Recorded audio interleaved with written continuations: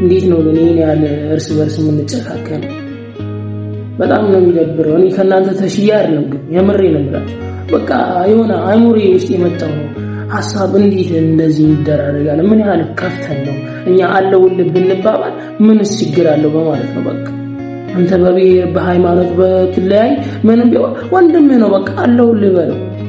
አንተ ወንድም ቸግሮት እያለፍ ነው ያብራል። እንደ ሚዲያ ላይ ብዙ ወጣቶችን እያየን አይደል? በጣም በርካታ በብዙ ስቃይ እየተጎዱ ለብዙ አመታት ሚዲያ ላይ እየለመኑ ጭራሽ መታከም እየቻሉ ያልታከሙ የሞቱ ወጣቶች አሉ።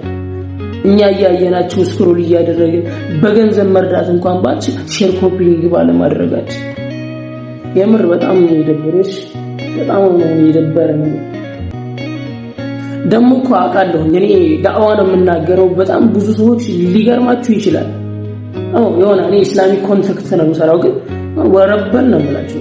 ወላሂ ለአዚም ይደብራል።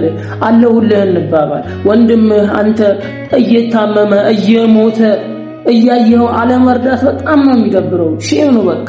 መርዳት ባችል እንኳን ወንድም ያለውልህ አብሽር ፈጣሪ ያለ ብለህ በቃላት ብታጽናናው ያ ሰው ከገንዘቡ ይልቅ ያንተ ቃላት ያጽናናዋል። አእምሮአችንን እናሰረው። ደግሞ አትፍረዱ ሰው ላይ። ባንተ እንዲሆን ማትፈልገው ወንድምህ ላይ አትሁንሽ። እኔ አራዳውኝ ምናምን ሙሩኛ አይደለም ይሄን የምናገረው። በቃ ሐሳቤ ውስጥ የተረበሸበትን ነው የምነግርሽ። ታውቃለህ ደግሞ ማንነትህን